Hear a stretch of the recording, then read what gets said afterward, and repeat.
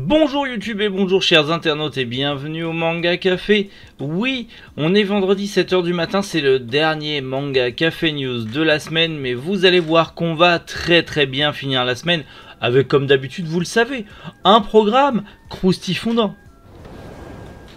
Et on commence avec le manga Vampireuses qui arrive aux éditions Akata, un manga fou, Mother Parasite qui arrive chez Mangetsu, le manga Call of the Night qui est annoncé par Kurokawa, Isan Manga qui prévoit de rééditer Blackjack d'Osamu Tezuka, 2 recueils d'histoires courtes pour Miki Yoshikawa, et pour finir, le Dr Koto va être adapté en film live. Allez, Manga Café News, eh bien c'est maintenant. Le manga Vampireuses va arriver aux éditions Akata. C'est un manga qui existe au Japon depuis 2019, il est actuellement à 7 tomes, mais il arrive enfin en France, c'est prévu pour octobre chez Akata, et en gros, c'est une romance vampirique, mais assez particulière, puisqu'en vrai, on va suivre une collégienne qui tombe amoureuse d'une vampire qui souhaite mourir parce que la vie de vampire, c'est pas trop cool. On va suivre leur petite romance teintée de suspense et aussi d'horreur, à voir ce que ça va donner. En tout cas, c'est prévu, comme je vous l'ai dit, pour octobre, donc parfaite saison pour sortir un manga vampirique. C'est petite histoire de romance entre filles, vampirique, ça peut être sympa. En tout cas, affaire à suivre. Vous le savez, c'était la pleine lune, donc Mangetsu a annoncé leur nouveauté dans le Tsukimi. Et bien cette fois-ci, c'est un nouveau manga, Mother Parasite. C'est un manga de Hirohisa Sato, la mangaka de Shigahime, qui est aussi actuellement chez Mangetsu et qui a un petit succès malgré tout. Et bien là, on revient sur un nouveau manga, du coup, qui date de 2020, qui a 5 tomes à son actif au Japon. Et on serait dans la même veine que Les Liens du Sang. On est sur un thriller psychologique extrêmement dur, vraiment très proche de la mère un peu castratrice, la Mother Parasite, donc la mère parasite peut-être surprotectrice. On est clairement dans le même délire que Les Liens du Sang, donc je pense que ça peut être très intéressant. C'est prévu pour début 2023, donc encore un petit peu de patience, mais celui-là, il est déjà dans ma liste. On reste dans le thème vampirique, ça arrive aussi en octobre, mais cette fois-ci chez Kurokawa, il s'agit de Call of the Night. Vous avez peut-être découvert l'anime récemment sur ADN, et bien figurez-vous que le manga, lui, arrive justement chez Kurokawa le 6 octobre. Alors bien sûr, on va y suivre un jeune garçon qui vraiment se fait chier dans sa vie, et son seul moyen de fuir un petit peu cette vie monotone, triste et ennuyeuse, c'est de partir explorer sa ville la nuit quand tout le monde dort. Il va rencontrer une jeune fille avec qui il va explorer un petit peu tous les secrets de sa ville la nuit, sauf qu'il va se rendre compte que cette jeune fille, si elle explore elle aussi la nuit, c'est parce que la lumière du soleil c'est nocif pour elle, c'est une vampire. Bref, ça a l'air assez cool, l'anime m'a l'air assez beau, c'est du shonen, mais du shonen plutôt sympa. Le côté exploration nocturne, ça me tente bien. On verra bien en octobre ce que ça va donner. Mais, allez, je l'ajoute dans ma liste aussi, ça m'intrigue. Isan Manga prévoit de rééditer Blackjack d'Osamu Tezuka en 15 tomes. Donc, c'est l'équivalent de la Bunko au Japon. Alors bien sûr, Isan Manga, récemment, beaucoup s'en sont plaints, surtout avec des tomes à 30 €, avec des qualités d'édition plus que passables qui ne méritent pas les 30 €.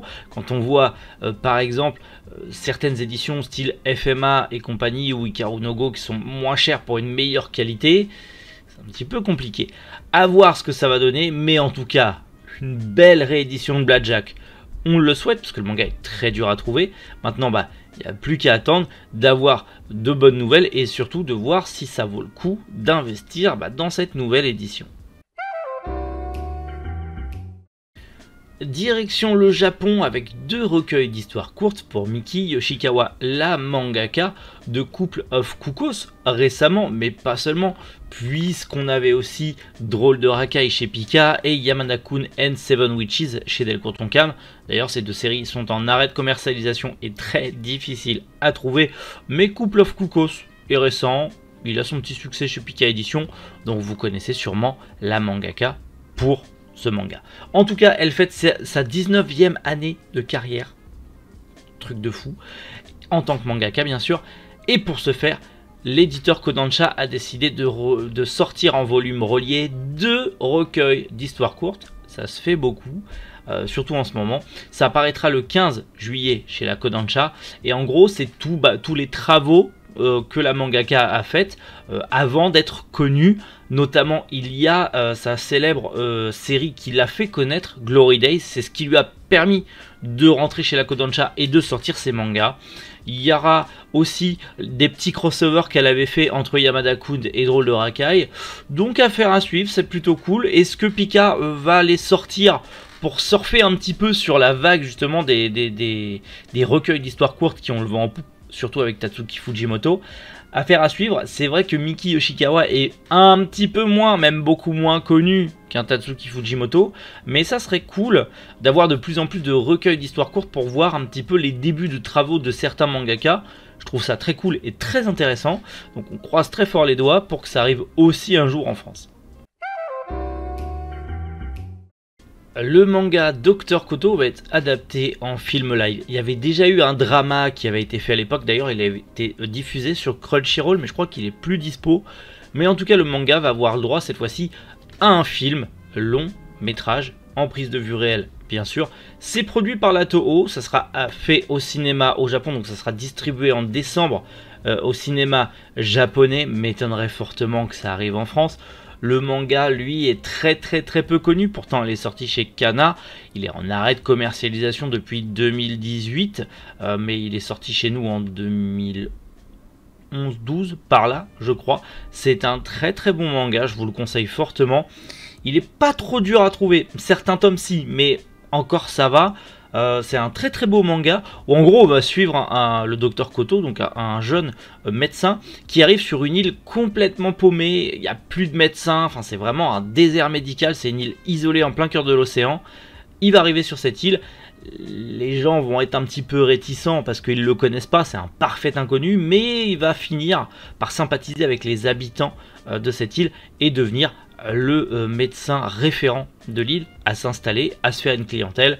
C'est très réaliste, très touchant. On en apprend un petit peu plus sur ces îles japonaises qui sont un peu isolées et un peu désertées par les habitants, où il reste parfois 3-4 pauvres vieux qui sont bloqués sur ces îles et qui ont un ferry tous les 3-4 jours.